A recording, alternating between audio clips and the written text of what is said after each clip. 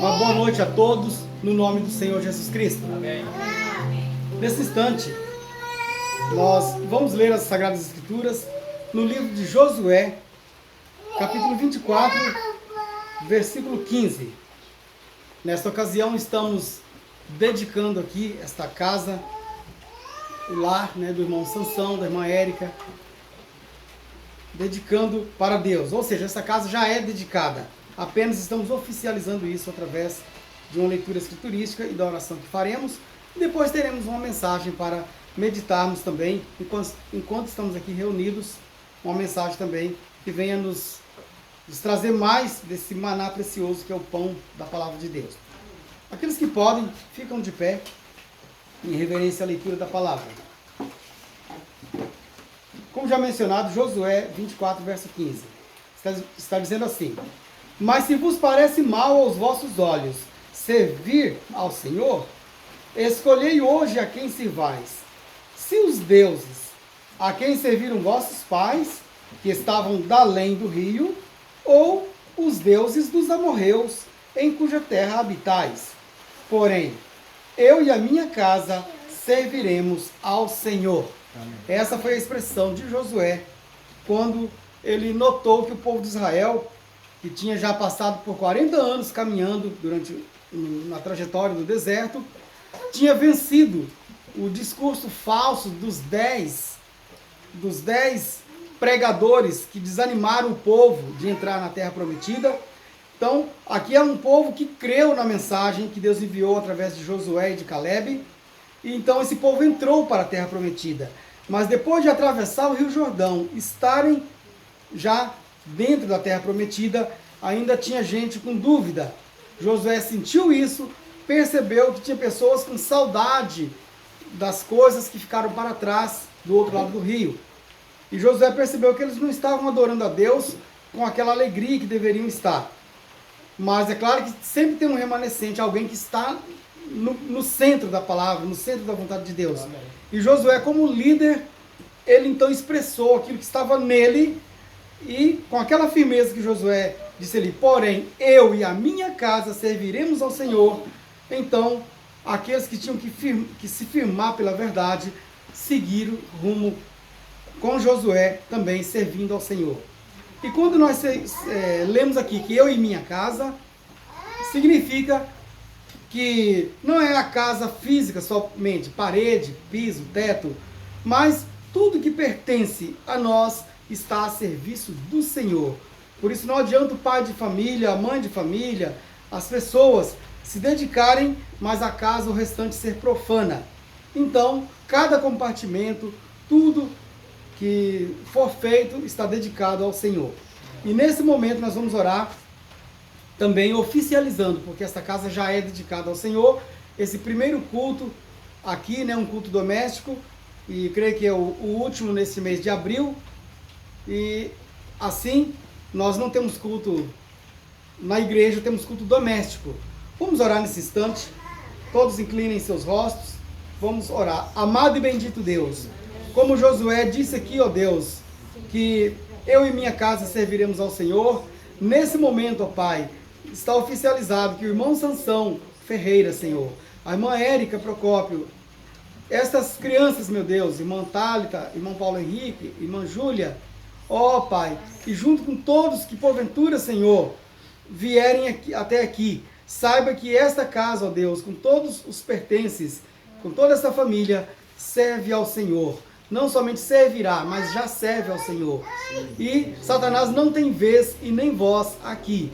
Então, que tudo que for contrário à tua palavra permaneça fora desse ambiente. E se porventura tentar entrar aqui, ou erguer, ou tentar construir algum domínio aqui, desde já, a força do Espírito Santo está atuando neste lugar e continuará atuando para colocar para fora todo espírito imundo, Senhor. E assim, que esta casa seja um santuário de adoração ao nome do Senhor. Quando eu digo a casa, é a casa física, mas é também o ambiente dos nossos corações. No nome de Jesus Cristo, eu juntamente com esta família e os demais irmãos e irmãs aqui presentes, Senhor, nós entregamos a família do irmão Sansão, toda esta casa e todos esses pertences nas mãos do Senhor, sob o teu controle, Senhor, no nome do Senhor Jesus Cristo. Amém. Podeis vos assentar. Bem, como eu disse que poderíamos somente orar, né, fazer essa leitura, orar e já encerrarmos o culto, mas temos cantado belos hinos, né, de Sião aqui, e nesse instante eu quero deixar mais alguma leitura que venha a trazer assim como que um reforço do nosso ânimo. Apenas para vermos uma prova escriturística, mais provas escriturísticas daqueles que se dedicam em servir ao Senhor. O Salmo 128, muitos o chamam de Salmo da Família. Então esse salmo aqui é excelente para uma ocasião como essa. Bem-aventurado aquele que teme ao Senhor e anda nos seus caminhos, pois comerás do trabalho das tuas mãos, feliz serás e te irá bem. A tua mulher será como a videira frutífera aos lados de tua casa, os teus filhos como plantas de oliveira à roda da tua mesa. Eis que assim será abençoado o homem que teme ao Senhor. O Senhor te abençoará desde Sião, e tu verás o bem de Jerusalém em todos os dias da tua vida, e verás os filhos de teus filhos e a paz sobre Israel. Então, Salmo 128, nessa dedicação. Agora, claro, se fôssemos tomar mais escrituras, nós teríamos, mas vamos agora então para um pouco do pão da revelação para estes últimos dias. Eu gostaria até mesmo de estar fazendo isso aqui através de uma transmissão, mas pode ser que alguém tenha acesso depois a este vídeo, a essa gravação, e você poderá beneficiar-se desses momentos, desse pão espiritual que Deus está agora repartindo conosco. Bem, amados irmãos, se eu fosse dar um tema, está em meu coração falar sobre a revelação do Filho do Homem, mas também eu colocaria uma barra e colocaria ponto cego. Todo mundo que pilota motocicleta, dirige carro, já ouviu falar e já estudou, né, quando tirou a sua carteira de habilitação, sobre ponto cego. E qualquer pessoa pode entender claramente que um ponto cego é aquele ponto que você não consegue enxergar por algum motivo. E você tem que, muitas das vezes, resolver o problema da falta de visibilidade naquele ponto de algum jeito, mas não deixar que aquilo ali seja motivo para provocar acidente. Eu vou direto ao ponto. Quando alguém está dirigindo, pilotando uma moto ou dirigindo um carro, as próprias colunas do carro que sustenta ali a lataria, o teto do carro, que está do lado ali, dividindo os vidros, aquilo ali forma um ponto cego. Quantas vezes o motorista quase se envolve em acidente, ou até mesmo envolve com um pedestre, ou com um poste, ou com alguma coisa, um ciclista, e depois fala assim, eu não vi. E muitas pessoas ignoram, falam assim, mas será que não tem olho? Né? Será que não enxerga? Estou falando do que eu realmente entendo, do que eu estou falando aqui. Realmente há casos que o motorista fala que não viu e não viu mesmo. Porque, muitas das vezes, a própria coluna do carro serviu de ponto cego e ocultou uma pessoa que estava na rua. Ocultou um poste, ocultou uma outra coisa. E um ponto cego muito comum é o espelho retrovisor. Um espelho que é muito necessário, é um item obrigatório no carro, na motocicleta. Mas quando você bate o olho no espelho e enxerga para trás, para você avaliar quem está vindo atrás, alguma coisa assim, naquele mesmo momento você não consegue enxergar para trás e para frente ao mesmo tempo. E o próprio espelho serve de anteparo, ele forma uma sombra, de modo que você não enxerga quem está na tua frente, se aquele ponto estiver exatamente no rumo do seu espelho retrovisor.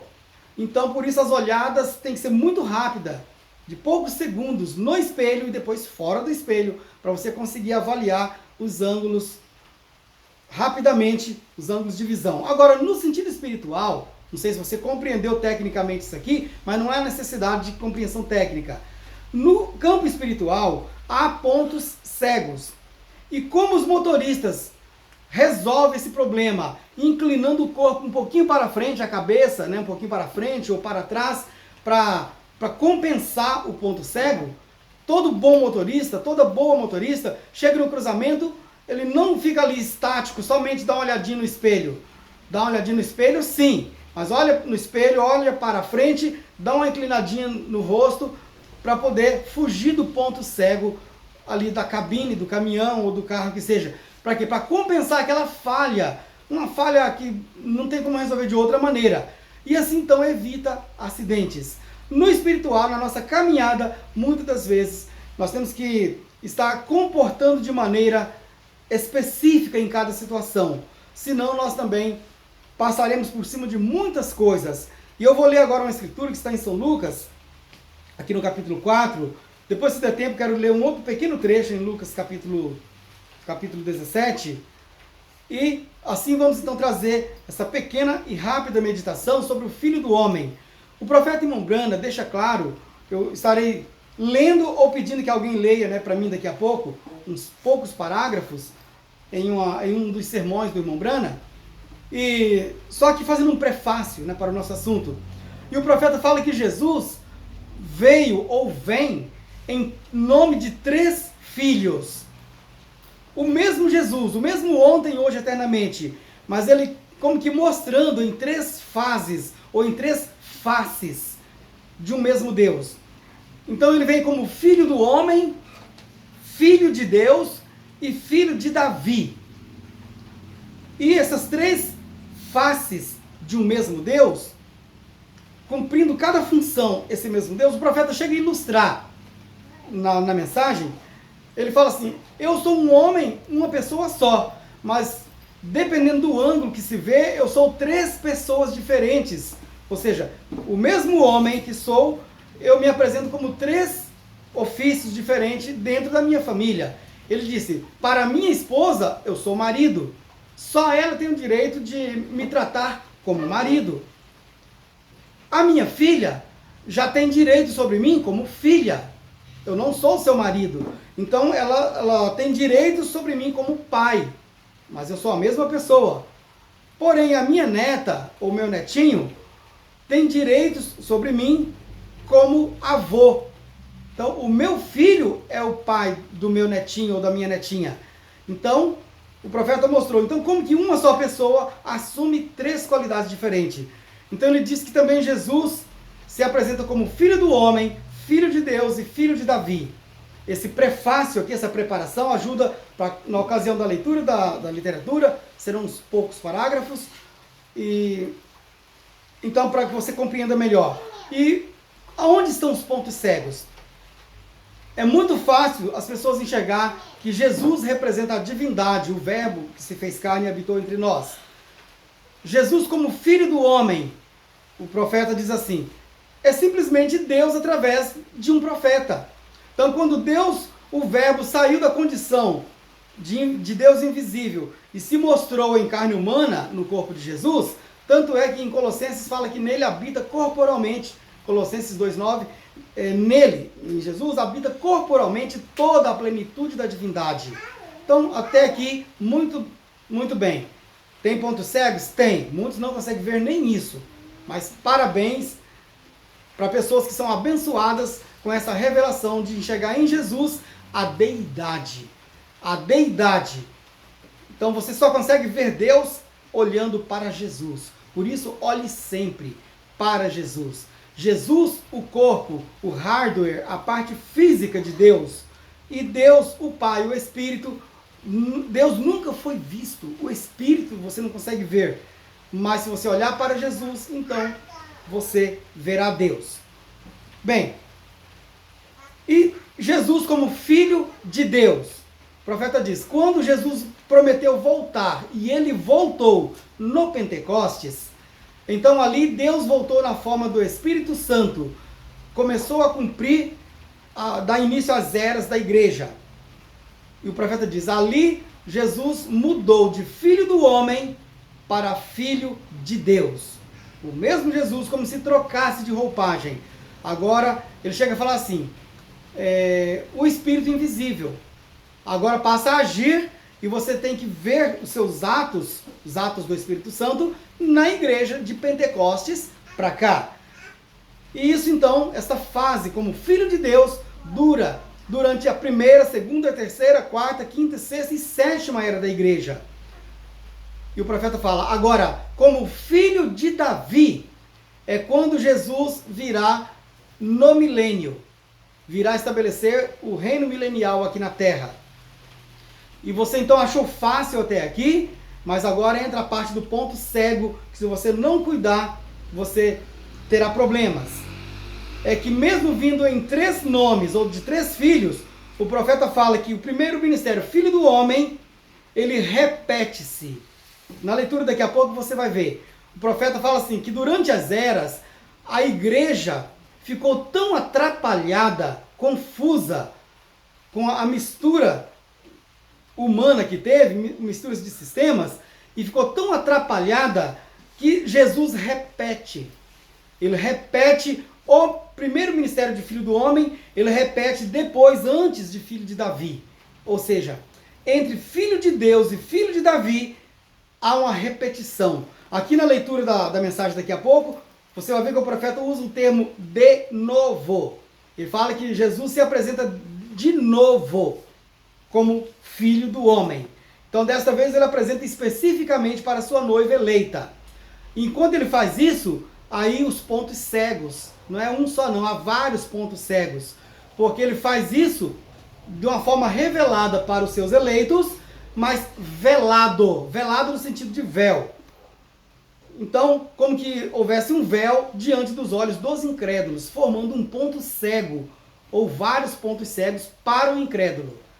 E Jesus já pronunciou isso, ele já profetizou antes, na primeira vinda. Ele falou, um pouco de tempo e o mundo não me verá mais, mas vós me vereis. Então, você continua vendo, porque você é agraciado com essa revelação. Agora, não adianta espantalhos ou alguém tentar explicar tecnicamente, não vai adiantar. É revelação que resolve. Então, vamos aqui. O trecho que será lido na mensagem é na mensagem Hoje se cumpriu esta escritura. Eu vou ler aqui em São Lucas, capítulo 4, um pequeno trecho, onde Jesus disse assim, Lucas 4, vou ler o verso 15 a seguir. E ensinava nas suas sinagogas, e por todos era louvado. E chegando a Nazaré, onde fora criado, entrou num dia de sábado, segundo seu costume, na sinagoga, e levantou-se para ler.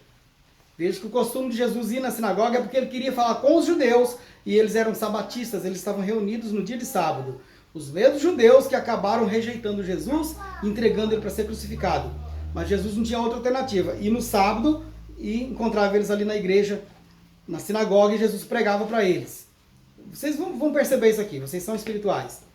E foi-lhe dado o livro do profeta Isaías. E quando abriu o livro, achou o lugar em que estava escrito: O Espírito do Senhor é sobre mim, pois que me ungiu para evangelizar os pobres, enviou-me a curar os quebrantados do coração, a pregoar liberdade aos cativos e a dar vista aos cegos, e a pôr em liberdade os oprimidos, anunciar o ano aceitável do Senhor. E cerrando o livro, e tornando-o a dar ao ministro, assentou-se, e os olhos de todos na sinagoga estavam fixos nele. Então começou a dizer-lhes: Hoje se cumpriu esta escritura em vossos ouvidos. Bem, eu vou ler somente até aqui. Eu li o verso 15 até o verso 21. Então, quando Jesus disse que hoje, naquele dia, naquele momento, cumpriu aquela escritura. Que escritura? Que o Espírito do Senhor estava sobre Jesus, ungiu a ele para fazer essas coisas que ele vinha fazendo. E o profeta Irmão Branham, na ocasião em que prega o sermão Hoje se cumpriu esta escritura, já para os nossos dias, ele diz que aquela cena também repetiu para nós hoje, também cumpre diante de nossos olhos. Lá o Filho do Homem revelou-se diante daquelas pessoas. E hoje o profeta mostra que também essa cena repete, porque Jesus vem e revela-se também diante de nós. Eu vou deixar uma base escriturística, é a última escritura que eu vou ler, em Lucas 17, vou tomar aqui um pequeno trecho.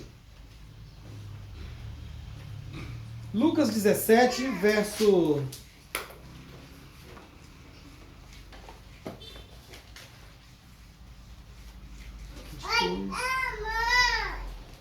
aqui do verso 26.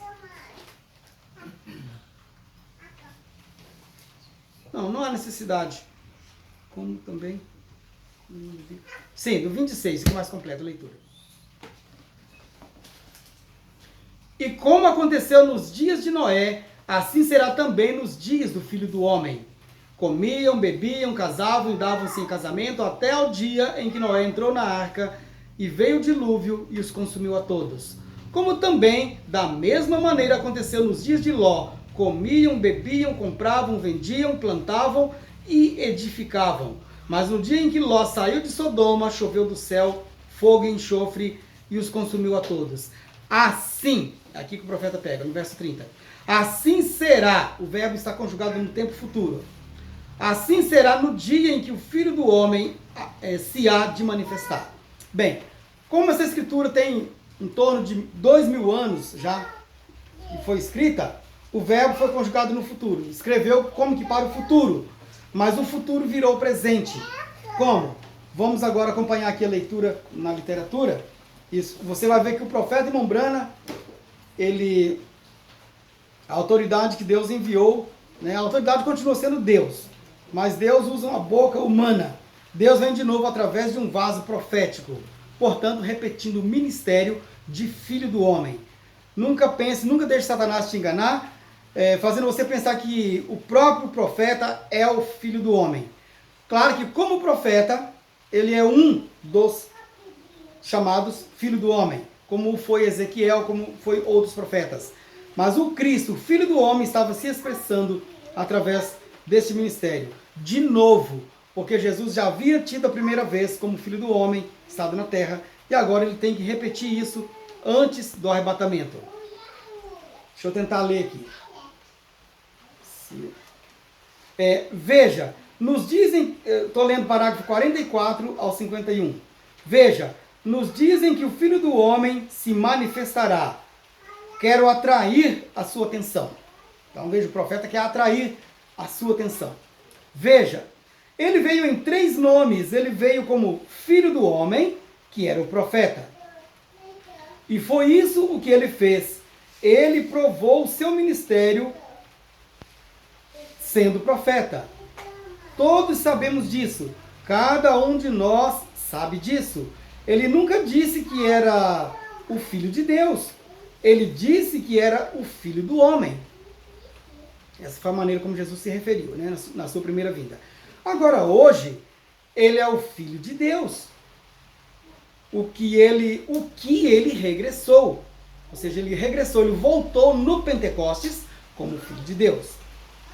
E agora, ele está na forma do Espírito Santo, a pessoa que não se vê. Quem é que vai conseguir ver o Espírito Santo? Você não vê ele com os olhos naturais, né? Contudo, Deus é o Filho de Deus. Ponto aqui. No milênio, ele se assenta no trono de seu pai. O que ele será filho de Davi. Ele primeiro se revelou como filho do homem, um profeta. Esta era, através da era da igreja. Ou através da era da igreja, filho do homem, um profeta. Esta era, através da era da igreja, filho do homem, ou, reticências aqui, filho de Deus. E na outra era, filho de Davi. 3 filhos. Bem, então, o profeta mostrou, primeiramente como filho do homem, do Pentecostes para cá como filho de Deus, e na outra era, ou seja, no milênio, como filho de Davi. Mas agora o profeta prossegue. Mas note aqui, ele disse, no fim da era da igreja, ela ficou tão atrapalhada que ele se revelaria de novo como filho do homem. Irmão, irmã, ouvinte, não haveria necessidade do profeta dizer essa palavra aqui, ó. Que ele se revelaria de novo. O que você entende por de novo? Aquilo que repete, de novo. Ele se revelaria de novo como filho do homem. Aqui está até uma aspas aqui, ó. Abre aspas. Quando o filho do homem se revela. Fecha aspas. como naquela atrapalhação ontem, como aquela atrapalhação ontem foi oportuna. E espero que você não falhe em ver isso. O profeta espera que nós não falhemos em ver isso. Porque a atrapalhação foi oportuna para nós, porque fez com que ele repetisse a cena. Temos tido a revelação do Filho de Deus. Mas a última promessa que Abraão recebeu antes que o filho fosse formado, reticências, ou existisse, aquele que tinha sido prometido antes que o filho prometido aparecesse.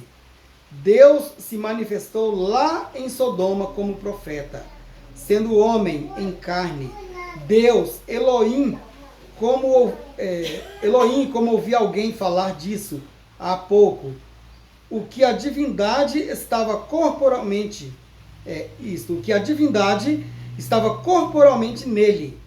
Ele era a plenitude. Elohim é a plenitude da divindade. Agora veja, irmãos, que paralelo, né? Importante. O profeta está dizendo aqui que Elohim, aquele que apareceu para Abraão, lá nos carvalhais de Manre, era Elohim, a plenitude da divindade. Agora, por que Colossenses capítulo 2, verso 9 diz que porque nele, Jesus, habita corporalmente toda a plenitude da divindade? Porque aquele Elohim lá habita em Jesus. Então, você quer ver Elohim? Você tem que olhar para Jesus corporalmente. E notamos lá, quando Abraão viu ele se aproximar, ele disse, meu Senhor. Chegaram 3 homens para Abraão, mas Abraão falou, meu Senhor. Que oportunidade de Abraão falar, meus senhores. Mas dos 3, 2 eram anjos, acompanhando Elohim. E um só era o Senhor de Abraão. Aí o profeta mostra aqui, ó. E lá em Sodoma, Ló viu 2. E disse, meus senhores. Ó, não precisa interpretar. O próprio Mombrano fala aqui, ó, abre aspas. Falta de revelação. Então note o que aconteceu aqui. Quando ele apareceu. Como ele se deu a conhecer. Certo? Agora estamos já no final aqui.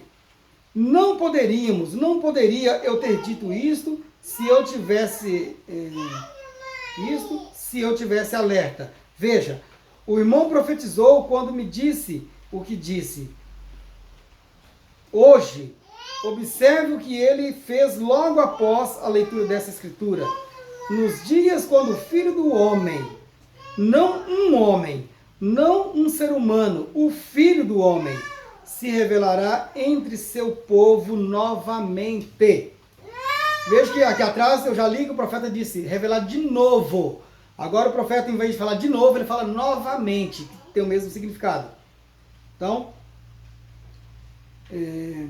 o Filho do Homem se revelará entre seu povo novamente. Fecha aspas. Hoje esta promessa, desta hora em que estamos vivendo, se cumpre ante nossos próprios olhos. Deixa eu ler essa frase de novo para ficar... Hoje, esta promessa, desta hora em que estamos vivendo. Tem dúvida? Esta hora em que estamos vivendo. Isso aqui está no parágrafo 48 dessa mensagem. Desta hora em que estamos vivendo, se cumpre ante nossos próprios olhos. Ponto. Ele se voltou imediatamente para a congregação. Aí o profeta fala aqui. E 10 ou 12, seja lá qual fosse o número de gente que estava lá, não se sabe. Ele fez a mesmíssima coisa que fez em Sodoma. Hoje esta escritura se manifestou diante de vocês. Fez-se verdadeiro diante de vocês. Aqui voltou o cenário lá para Lucas 17, né? Então, meu irmão, vamos ver como o profeta conclui aqui, já estamos encerrando. Então, meu irmão, irmã, adjuntos, ministros, o que quer que sejamos aqui, filho de Deus ou filhos de Deus, quão próximos estamos da vinda dele, então? Se estamos agora vendo a Escritura que ele prometeu pouco antes que o fogo caísse em Sodoma para queimá-la, e comparou este dia com aquele, e vendo esta Escritura bem diante de nossos olhos ser cumprida, quão próximos estamos da vinda do Filho de Deus, então?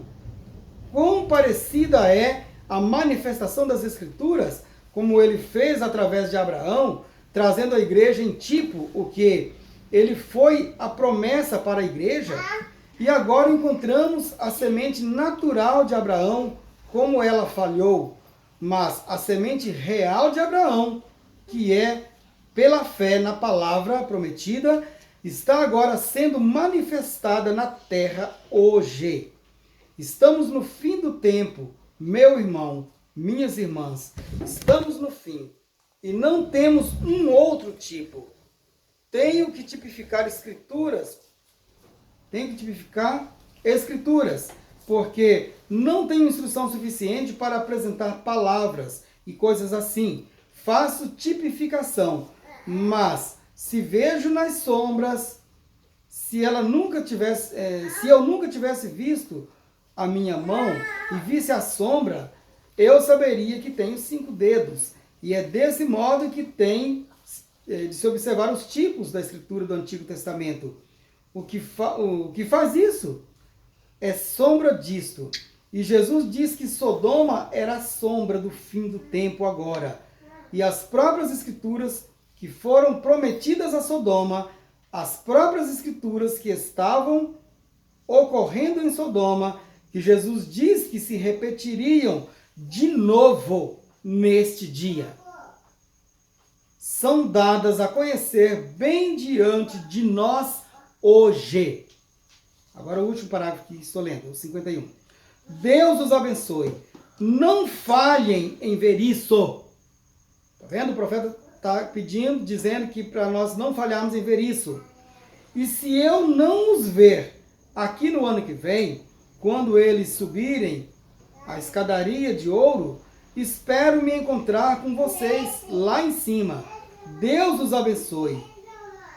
Espaço em branco na fita, né? Então aqui encerrei o parágrafo 51. Que Deus abençoe também cada um de vocês, cada um de nós, e que não falhemos em ver isso, e admitindo que os pontos cegos fazem com que o incrédulo não veja. Mas o crente, sempre Deus dará uma condição de você superar cada ponto cego, e assim você estará vendo isso sem problema e recebendo o Filho do Homem nesses últimos dias. E aqui você viu que isso não é o arrebatamento, mas faz parte do assunto. O profeta diz, quão próximo estamos da sua vinda? Porque quando Elohim apareceu para Abraão, era confirmando que a vinda do filho prometido, Isaac, estava muito próxima. E nós também temos um Isaac, um filho prometido, o nosso Jesus Cristo nos ares. Ele não vai descer e pisar na terra. Nós é quem subiremos e o encontraremos nos ares. Então, se você quer encontrar Jesus Cristo na forma do Filho do Homem hoje, andando sobre a terra, ele está em pele humana. Que Deus abençoe os ouvidos que têm ouvido esta palavra, amém, os olhos que têm visto. Vamos agora agradecer ao nosso Deus em oração. Amado e bendito Deus, aqueles que puderem se colocar de pé, né? Coloquem-se. Amado e bendito Deus, a capacidade humana, ó Deus, está longe de explicar estas coisas. Estou aqui apenas como um instrumento nas tuas mãos, e o Senhor tem me usado, ó Pai, segundo a tua vontade. Palavras entrecortadas, ó Pai, leituras dificultosas, meu Deus, mas há uma coisa que não tem dificuldade, é a fé. E o Senhor Jesus tem impulsionado-me através da fé a levar adiante, ó Pai, essa luz da revelação que o Senhor tem posto em meu coração e em cada coração aqui. E que cada um também, através deste vídeo, nesta mensagem, receba a sua parte, a sua porção, e que você seja abençoado, abençoada com esta revelação, e que você possa enxergar que Jesus Cristo cumpre novamente a sua manifestação como Filho do Homem na face da terra outra vez, antes de arrebatar a sua igreja. Que Deus abençoe a todos. no nome do Senhor Jesus Cristo. E esta casa está dedicada para Deus. No nome de Jesus Cristo. Amém.